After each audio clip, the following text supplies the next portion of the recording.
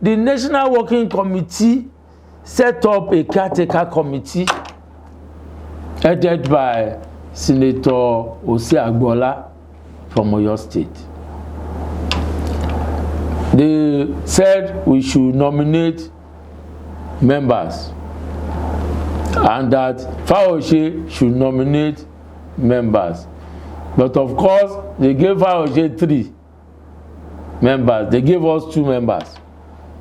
We are not going to accept initially, but we are persuaded to accept it since it is with a view to resolving the matter. And that committee was given the mandate to see how they can reconcile the 2 factions before continuing with the progress. You know, we still have local government congresses in the 16 local government and the state congress, which is the final.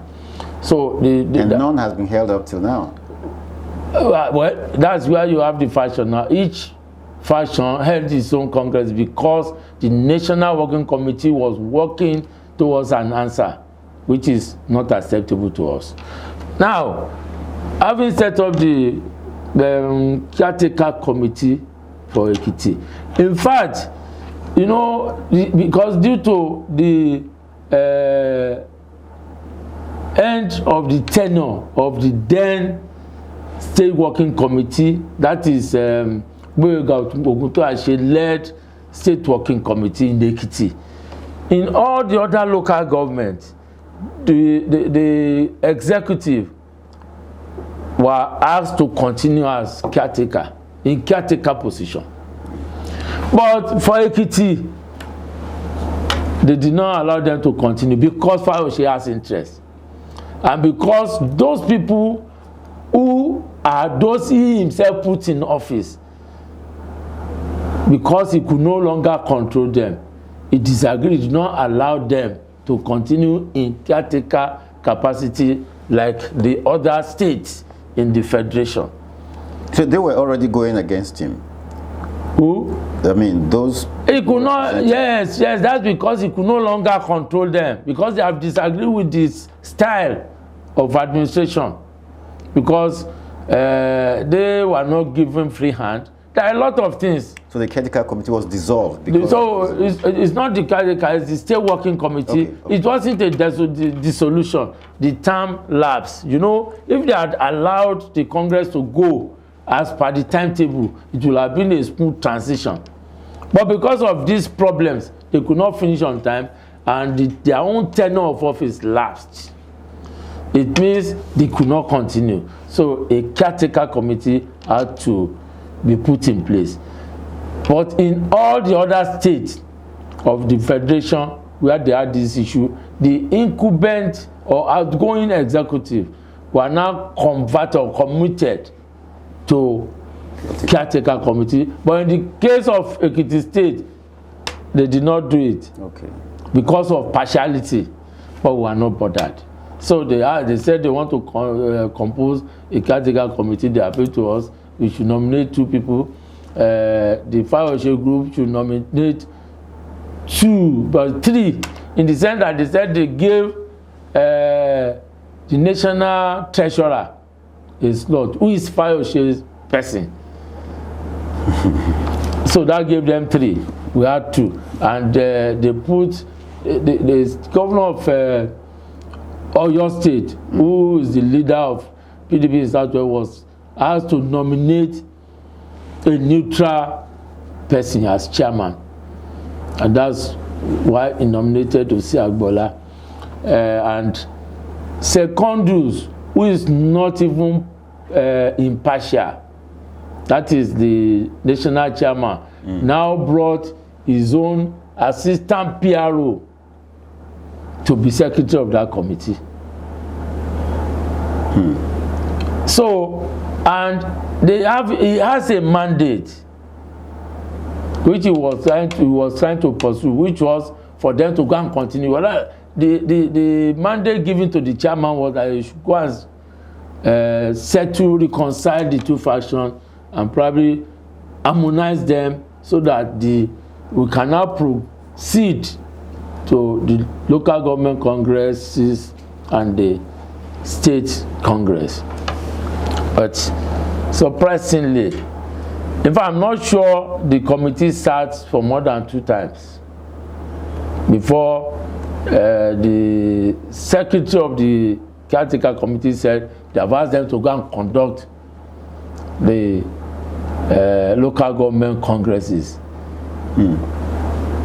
Whereas 2 local government have been left out in the ward congresses, but they said they will conduct it without minding. But the chairman of the caretaker committee said there was no way he could do that because the mandate he has was different. But they did it, and so we did our own too. And the same thing with the state congresses. When you look at it, one, issues that ought to have been resolved were not resolved.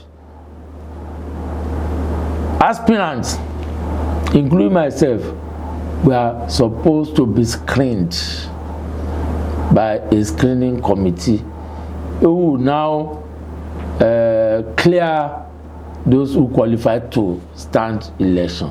There was nothing like that, which is against the guideline issued by the party.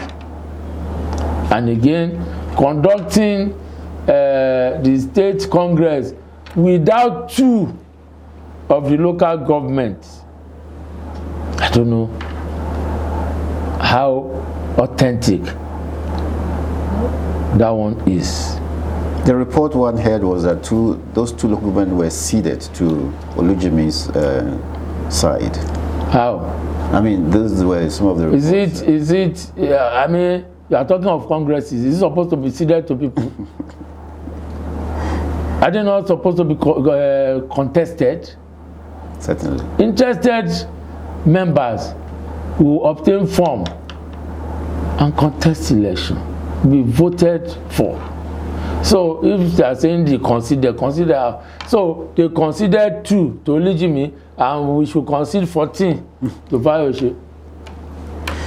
Actually, what one wonders about is how you and Ayo Fayose have to be in opposing sides, considering that you had worked together. You worked with him as a special advisor, you worked with him as a commissioner, and I think it was still under him that you became the member of the House of Reps. So no, it wasn't under him. He did not want me to go. Oh, sorry. It was God. It was okay. Help me. So at what point did you really fall apart? You see, one must have a mind of his own.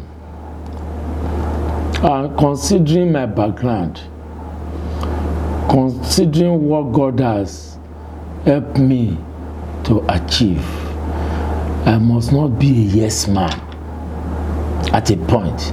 And when we are talking of a party administration, the style, it was his style.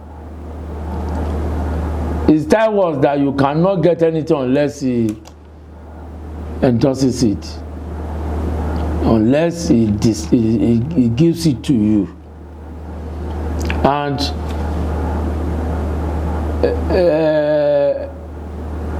his dictatorship tendencies is something I cannot cope with, and impunity.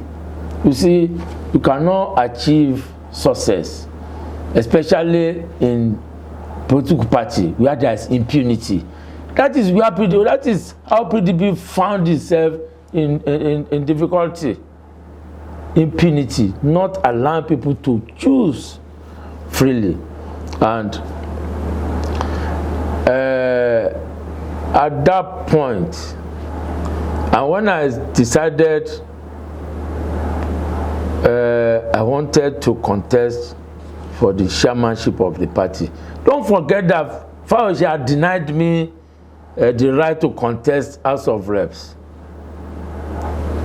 When I was the one that people wanted, when we all rallied around to bring him back, for second term. He deceived us. I was going to be free, was not going to disturb anything. He said we should go, if we are ready, we should go for primary. But it did not allow us to have the primary. And well, as a party man, I had to give in. But after, even during the 2019 elections, I was also denied the ticket of the party because he said he wanted BC Kolawole. I left it. And when we got to this stage, having lost all the elections, we have to reposition the party. And a lot of party leaders and members approached me and convinced me to contest for chairmanship, having shown the virtues and qualities when I was leading the positioning movement. I would be the best person. I said, okay, if it is zoned to the central senatorial district, why not?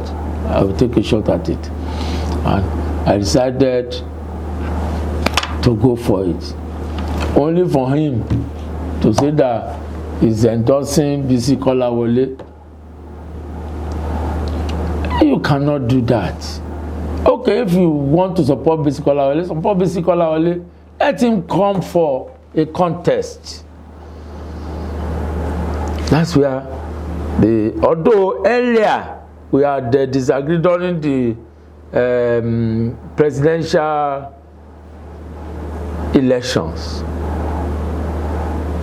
It was this attitude of having constituted a campaign council, of which as a right I was a member, as a former member of the National Assembly.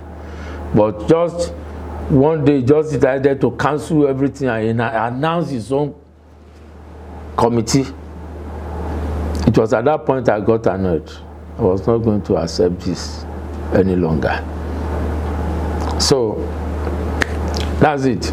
Yeah, the same question I asked you now is also being asked about Senator Biodun Olujimi, that you had worked together. Would you want to answer for her? Why would they be contesting the leadership to this extent? No, Olujimi is not contesting leadership with former Governor Peter Fayose. Let's get it right. She's not contesting leadership. She was not the one that even said she wants to be the leader of this thing. And in fact, in our own group, we don't have one leader. We practice collegiate leadership.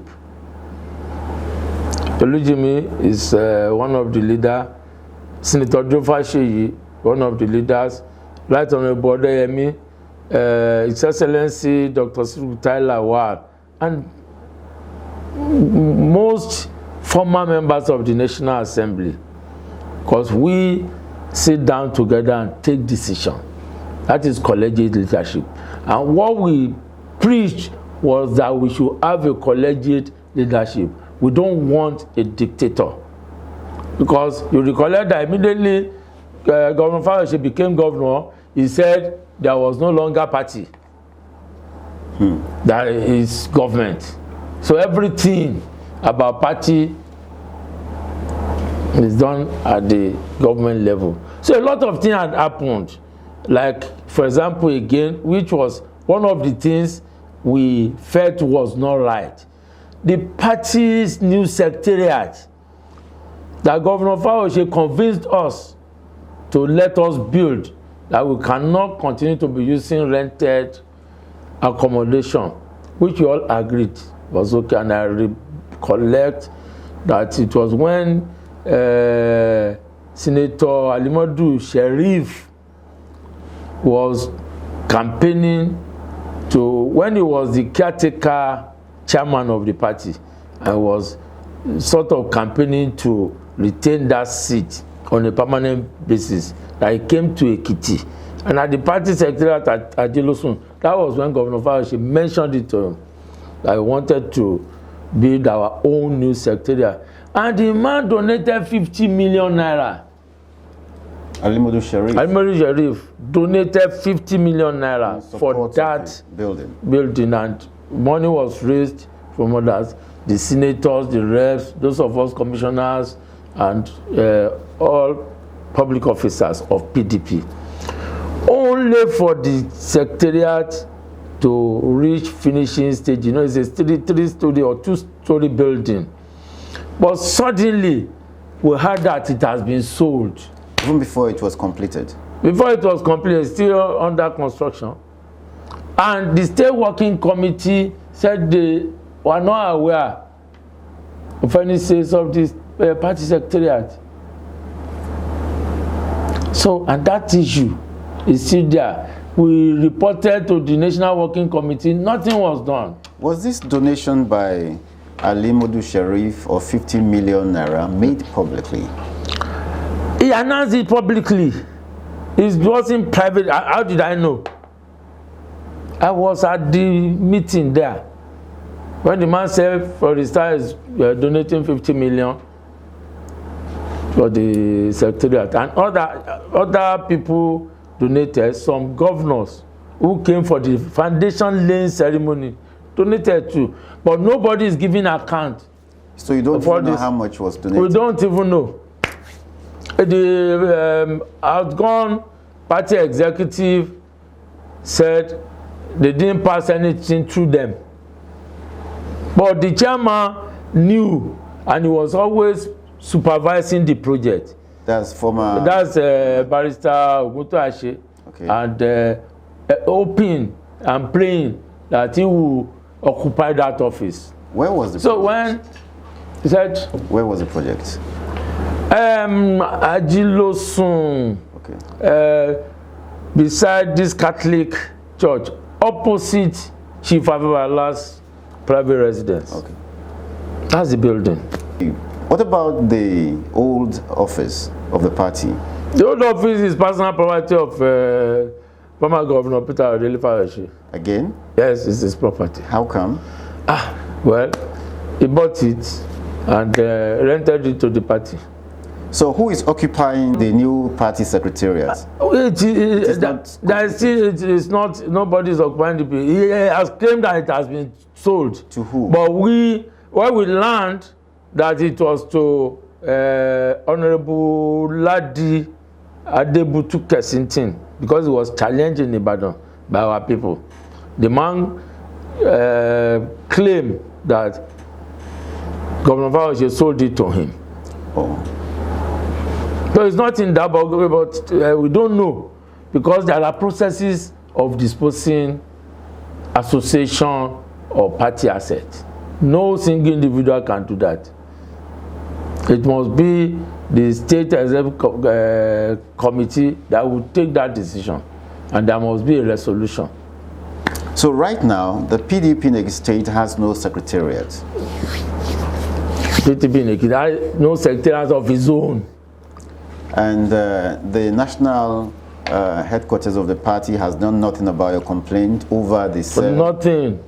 Okay, now let's look at the court cases. Yes. Who went to court over the issue of delegates? We went, the repositioning movement, okay, or group went to court, having been satisfied with the role being played by the party leadership, and that is the National Working Committee, because the National Working Committee are taking a side by tailoring the Congress towards a particular individual. So at that point, and just like I told you, they promised us they were not going to accept the so-called Fayose World Congress's result, which was only for 14 local government, only for them to do a U-turn and now publish the result of that 14 local government, saying that is the outcome of the congresses. supported also by the same person who had promised you that it would. Yes, it was the National Organizing Secretary that signed the release. So how can we get justice there? So we can only go to, and we even learned, they said we can go to court. They said so. I learned. And you went to court. So we went to court. So now you have gone to court, the lower court and the appeal court. Yeah. The two verdicts, how did they affect your interest, the interest of the repositioning? Well, the judgment of the two levels was the same thing, and saying that it is a party affair and that the party should go and settle it. So, we had to move to the Court of Appeal because the party who initially caused the problem was not ready to do anything. Yeah. Otherwise, they will have put a stop at that point and invite us to a meeting. They didn't do that. They continued having done a camouflage by claiming they set up a caretaker committee, which they did not allow to function. The Osi Agbola committee was not allowed to function before they moved to conduct the local government congresses. And they are still the same leader that was sending materials to former Governor Peter Fayose and his people. Because the interesting thing there is that anytime there was going to be a congress, is Governor Fayose that would release it on news media. The congress is taking place also date. When it's supposed to be displayed at the party secretariat for everybody to see. That's why we are looking for justice. Now, have you got justice at the two levels? No, we have not gotten justice because the right thing has been the decision there. The substance of the case, the court has not even looked into it. The court seems to be refusing to lift the veil from it, that instead of going to the real issue, there's sitting that, well, since it's a party affairs, they cannot go into it. Is there a precedent of such a thing? That of course, there have been some like that the court are taking decision, and not only that, the rule of the court, which precluded from going to party affairs, said unless I'm not a lawyer, but I've read some of the condition which, if it occurs, the court will go into the matter, and that has happened in this case. If the party fails to follow its constitution, okay, what the court is saying is that you, as a member of a party, you have signed, you have agreed to obey the party constitution, and when you want to even contest for a position, you had already agreed that you abide by the party decision. But in a situation where the party fails to obey its own constitution, where it fails to follow the guidelines stated, there were so many infractions in that area which has not been looked into, and that's why we are approaching the Supreme Court. People of the Fountain,